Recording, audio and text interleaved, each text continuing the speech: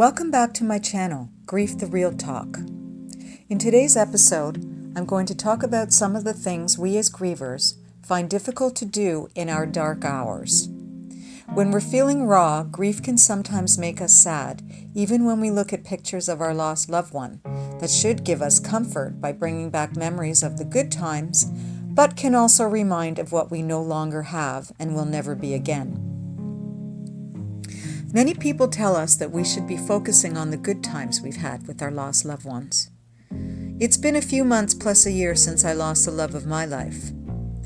People don't often have the right words to say, despite their good intentions. They may think they are trying to help us in our grief by reminding us to focus on the good times we had together. I don't know about you, but I'm still so far from there. Focusing on the good times sometimes is still a bit too raw for me and tends to reignite my heartache, because it reminds that there will no longer be any more of those days. Despite my shrine of photos of my husband and I around my home, there are days when they are too painful to look at. Other days they may make me smile. At this point in my life, and as the once caregiver of my beloved husband, and watching him fade daily, then hourly from me, it is those memories that continue to play over in my head many times when I think of him. It's almost like a form of PTSD for me. Yes, PTSD.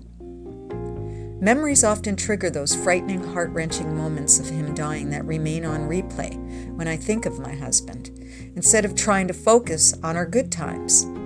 I often find it difficult to get past that part of those painful memories that often overshadow all the goodness, instead of welling up with thoughts of his departure. This, I'm sure, all us grievers live through.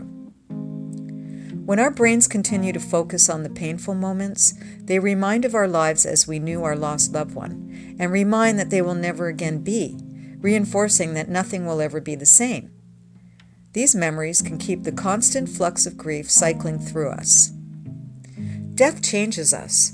It changes the way we live, our identities, who we are now after losing our loved one, affecting every single part of our living. It forces us to step into a new solo role of unfamiliar territory, reminding us daily that nothing is the same as it once was. But nothing ever will be the same again, because our lives have been completely changed. Every single simple part of our lives are existing now on a different path, whether we like it or not. So we grieve, and that is just. But the struggle is real while trying to create a new life. What does this mean? We know how different everything we do from that moment forward after losing our loved one changes our whole pattern of living, no matter a spouse, child, or parent. For me, the simple task of grocery shopping, now shopping for one instead of two, still stings. As I stroll the aisles with my single shopping list, nothing is regular anymore. I remember the first time I got the inclination to even go grocery shopping after losing my husband. I walked the aisles with sunglasses on because as I passed every food I used to pick up for him, my heart would break all over again. Triggers. I literally walked the aisles crying as I thought about the lonely meals I'd now be enduring with nobody else at the table to converse with, nobody there to lift the pot lid off to see what was on the stove, nobody to tell me how delicious my cooking was, even if it wasn't. These are basic everyday things that people take for granted in life, but become so symbolic to us when they are gone from our lives. People who never endured such loss cannot understand how difficult it can be for us grievers to cook a simple meal again. Sometimes we even lose the desire to eat. And that brings me to the topic of our own health care. I know that others may turn to the comfort of food, but for me, it's the opposite. When I'm stressed or depressed, I can't even look at food. And let me tell you that while my husband was dying on me, and through months of the aftermath, I didn't give a crap about myself as my grief ruled everything I did in a simple day of living. So much that about 6 months after losing my husband, I began getting sick and having heart palpitations. Some days I almost thought I was having a heart attack. I finally went to my doctor, and she sent me for a battery of tests, including being sent to a cardiologist and having done more tests to see if I was indeed having heart problems. I truly learned how easy it can be for someone to die of a broken heart. Sure, there's no such noted disease, but let me assure you, the weight of heartache can surely wreak havoc on all our overall health. When the heart is in pain, it encompasses so much of what we do naturally on a daily basis. It can bring on a depressive state or new anxiety in everyday living, and eventually, potentially, dangerous heart problems. It is essential that even in our time of grief, we take the time to take care of ourselves. Turns out my levels on vitamin markers were so low that some of them were flagged in red from my lab reports. Even though I never thought about what was happening to my body as I neglected it, it was happening and giving me signs I was neglecting myself. And as it turned out, thankfully there was nothing serious about my heart, only that it had been broken. I told my doctor that based on the emotional roller coaster I had lived and was now living in its aftermath, that I believe and see how people can actually die from a broken heart. And she nodded in agreement, because that's just how it feels.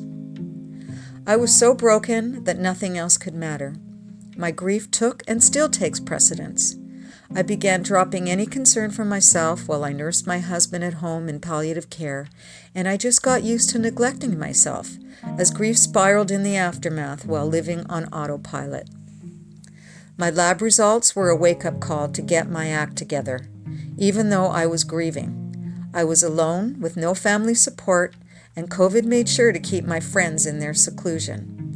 There was nobody there to spoon-feed me, nurse me back to health, or even take care of me if something drastic did happen. So in the midst of my own grief, I had to learn to remember me and self-love. So I urge all you grievers to take heed and remember yourself. As much as I grieve and my heart aches, I know that I am not ready to leave this earth. So the only person I can rely on is myself. I share this story with you because I know only too well how grief feels. I know how it can potentially make us ill. I know now what it is like to live with anxiety over the many things I now have to do alone, and the many triggers that send me back to those dark moments. But if we choose to live despite our grief, we must remember ourselves and take care of ourselves, because in the end, we can't always rely on anybody else to do this for us. Whether we don't eat enough or begin eating too much to compensate for our grief, either way, neither is good for us. It's essential that we remember to take care of ourselves, because we must go on, and we want to be healthy doing so.